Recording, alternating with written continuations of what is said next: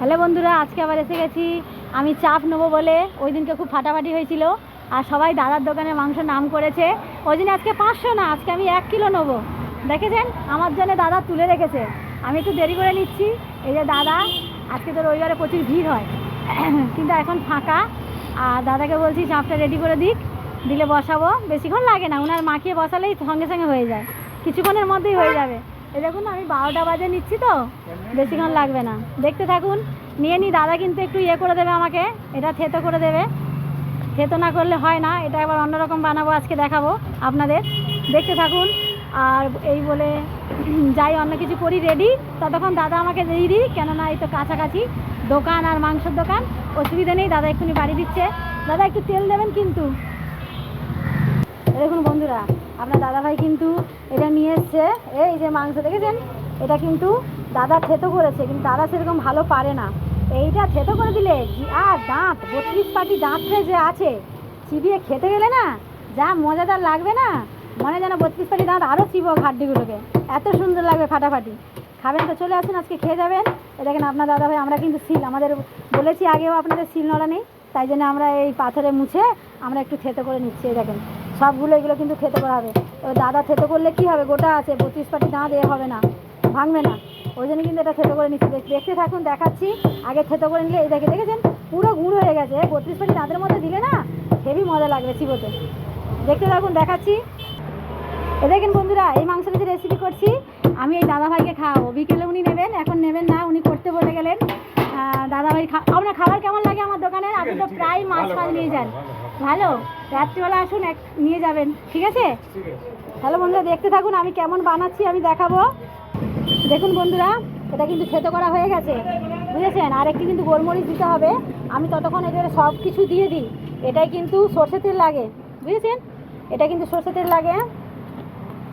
এক হাতে ফোন ধরে তো দেখুন, এটা কিন্তু এই তেলেই রান্না হবে, আর কিন্তু তেল দেবো না, দিয়ে দিলাম। এবার দেবো হলুদ। এটা কম ব্যবহার করতে হয়, এটা বেশি করা যায় না। আর কিন্তু মরিচগুলো আরও 1 প্যাকেট দিতে হবে। এই যে গোলমরিচটা থেতো করে নিলাম, সেটাও কিন্তু আমি দিয়ে দেবো। পেঁয়াজ আর টমেটোটা দাও। এবার লবণ দিয়ে দেবো। এক হাতে ফোন তো বন্ধুরা, একটু অসুবিধা, বেঁকে টেকে যায়, রাগ করবেন না। এবার আঞ্জাত করে, এই যে মটন আছে আমার, এটা আমার মটন আলু সবকে আঞ্জাত করে আমি লবণ দিয়ে দিলাম। এই দেখুন, আর আমি লবণ দেবো না। আর টমেটো আমার এরকম কাটতে হবে, এটা পরে দিচ্ছি। আর পেঁয়াজও কিন্তু এরকম কাটা হয়ে গেছে, আমি পেঁয়াজ দিয়ে দিলাম। এবার আদা রসুনের পেস্ট দেবো, দেখতে থাকুন। এ দেখুন, আদা দিলাম 1 চামচ, আর রসুন দিলাম, বেশি লাগবে না কিন্তু, এটা মরিচের রান্না হবে। হ্যাঁ, এইটুকুনি রসুন না দিলে নয়, তাই। আর কিন্তু কিছু দেবো না, একটু মরিচ দেবো, আপনার দাদাভাই আনতে গেছে, আনুক, তারপরে দেখাচ্ছি। আর কিন্তু কিছু দেবো না, এটা আবার মাখিয়ে নিই ততক্ষণ। এ দেখুন বন্ধুরা, এই প্যাকেট মরিচ কিন্তু পুরোটাই লাগবে আমার, কেন? এটা 1 কিলো মটন আছে, আবার 1 কিলো আলু দিচ্ছি, বুঝেছেন? এটা কিন্তু আমার পুরোটাই লাগবে বন্ধুরা। এইটাই কিন্তু ব্যবহার করবেন এই মাংসতে। এই জিনিসটা যদি ব্যবহার না করেন কিন্তু খেতে হবে না, এটা মরিচের ওপরেই রান্না। এটা কিন্তু আমি পুরোটা দিয়ে দিলাম, দেখেন। আর এই মরিচটা যা টেস্ট, অন্য মরিচে কিন্তু পাবেন না। এই মরিচটা সত্যিকারই পুরোটা, এটা দারুণ, এটা সত্যিকারই দারুণ, না বিশ্বাস করবেন না। এবার এটা মাখিয়ে নিচ্ছি। এবার মাখাতে হবে না, কড়াই ছাড়া আমি মাখিয়ে নিচ্ছি। কড়ার মধ্যে আমি ছেড়ে দিলাম অল্প একটু তেল দিয়ে, আমি কড়ার মধ্যে নাড়িয়ে দিচ্ছি, কেন আমার জায়গা ছোট, কাস্টমার চলে আসবে, অনেক দেরি হয়ে গেছে। এটা ধুয়ে একটুখানি জল দাও। আর দেখেন, এবার কিন্তু আমি এই টমেটোটা এই গোল গোল কেটেছি, এই রান্নাতে না সব গোল গোলই দিতে হয়, কিন্তু দেখা যাবে না, সব গলে যাবে।